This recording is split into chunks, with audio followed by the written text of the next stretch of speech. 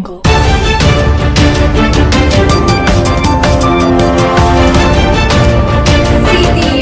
good day. I am Irish Ridia. And I am Ellen Joyce Marcano. And this is CTU Timeless Tales, your connection to the past, present, and future. Our top stories for today: Unveiling the rise of the Third Republic, a story of resilience. literature and media during the Third Republic, Music and cinema in the Third Republic. the legacy of the Third Republic. Good day, everyone. Welcome to CTU Timeless Tales, your go-to source for historical insights. Today, we explore a crucial era in our country's history, the period of the Third Republic from 1981 to 1985. I'm Irish, and joining me here is Ellen. That's right, Irish. We'll dive into how this period shaped Philippine politics, literature, music, and even cinema. But before we get into that, let's first understand how the Third Republic came to be. Vibralyn, take it away. Thanks, Ellen. After 10 long years of martial law, President Ferdinand Marcos lifted it on January 2, 1981, calling the country the New Republic of the Philippines. This move was meant to signal a change, promising democracy and freedom. Historians refer to this as the Third Republic, following the First Republic, led by Emilio Aguinaldo in 1898, and the Second Republic after independence from the Americans in 1946. However, despite the lifting of martial law, the nation remained tense.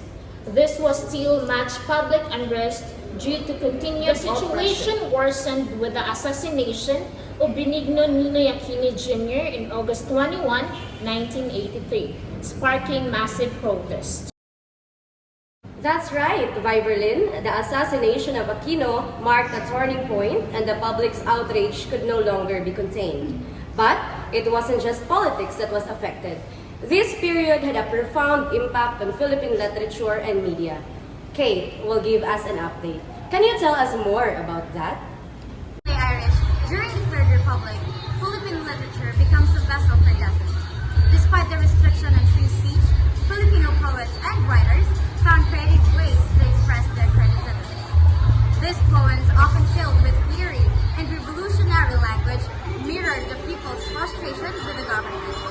Many of these were known as protest poetry, as they conveyed shock and grief over events like Ninoy Aquino's assassination.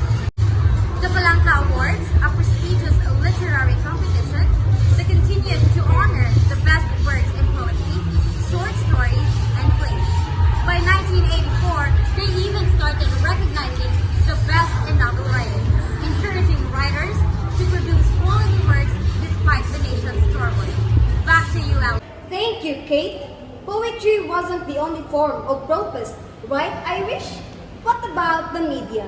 Absolutely. The media in 1983 was in a state of constant struggle.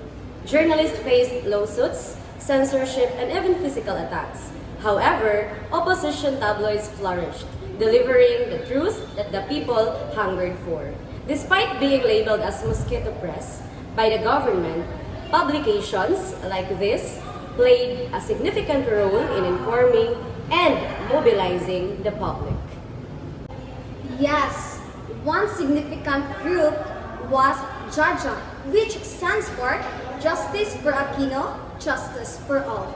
They called for boycotts of government-controlled newspapers, symbolizing the death of press freedom. Radio stations like Radio Veritas also took risks by covering protests and demonstrations. Now, Tachi will tell us how this era also sparked changes in Filipino music and film. Thanks, Alan. Music during the Third Republic was just as powerful in expressing dissent. After Aquino's assassination, artists like Freddie Aguilar revived songs such as Bayan Ko, originally written during the American period. This song became an anthem of resistance, capturing the grief and anger of a Filipino people. Other artists like Caritha and Eric composed songs like Laban ng Bayan Ko to inspire the growing opposition to Marcos. Filipino cinema also evolved during this time, while the annual Festival of Filipino Films continued. Many producers began capitalizing on the public demand of escapism, producing the controversial sex films. However, some Filipino films tackled social issues, subtly reflecting the nation's undercurrents of unrest. But it wasn't all a controversy. Filipino children's books also flourished during this period.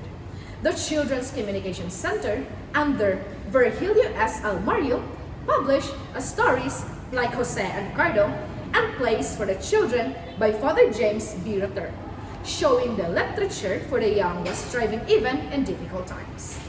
The Third Republic, despite being framed as a return to democracy, was a period of great turmoil.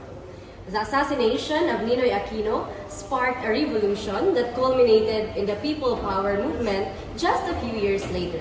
From literature and music to media and film, the arts served as a voice for the Filipino people, proving that even in times of suppression, creativity and courage cannot be silenced. Well said, Irish. It's incredible to see how this short period from 1981 to 1985 laid the groundwork for monumental changes in the Philippines. The voices that rose up during this time, whether through protest, poetry, or opposition, tabloids shaped the future of the nation. That's all for today's episode of CTU Timeless Tales, your connection to the past, present, and future. Thank you for joining us as we explored the period of the Third Republic.